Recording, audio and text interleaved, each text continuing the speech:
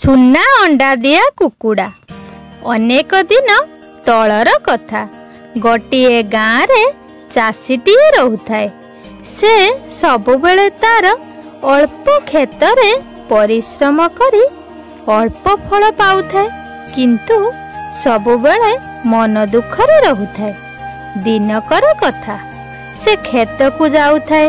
बाटरे देखिला गोटाए कुकुड़ा जाउछि। चाषी भाबिला एही कुकुड़ाटी को घर को नहीं जीवो। चाषी कुकुड़ाटी को नहीं गोटिए भाड़ी रे रखिला। संध्या हेला। चाषी एवं तार स्त्री रात्रि भोजन सारी सोईवा को गले। सकाळे चाषीर स्त्री कुकुड़ा भाड़ी रे गोटाए सुना अंडा देखिला। चाषी मध्य आश्चर्य हेला। गोटिए साधारण कुकुड़ाटी कौन सुनार अंडा दे परिबो? चाषी संगे संगे सही अंडाटी को बाजार रे बिक्री कला एवं जहा टंका पाइला सेथिरे सेमाने भलरे चलिले। सबुदिन एई भली कुकुड़ाटी अंडा देउथाए एवं चाषीटी बाजार रे बिक्री करी मन खुशी रे रहुथाए।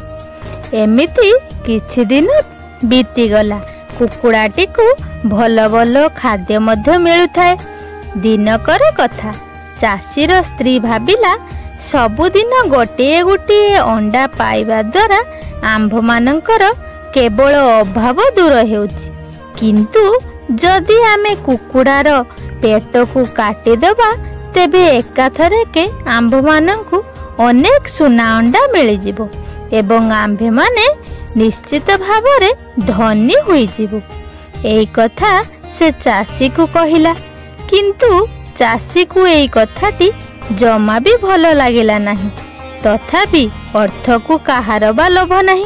चाषीटी बजाररू गोटिए बड़ छुरीटीए आनिला एवं कुकुड़ार पेट को काटिदेला। किंतु से ये कौन देखुची? कुकुड़ार पेटरे कौनसी सुना अंडा नथिला। कुकुड़ाटी मृत्युवरण कला एवं चाषी उ तार स्त्री सुना अंडा पाइबारु वंचित हेले।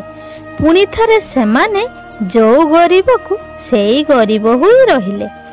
एथिरु आमे शिखिले अति लोभ मृत्यु कारणम। धन्यवाद।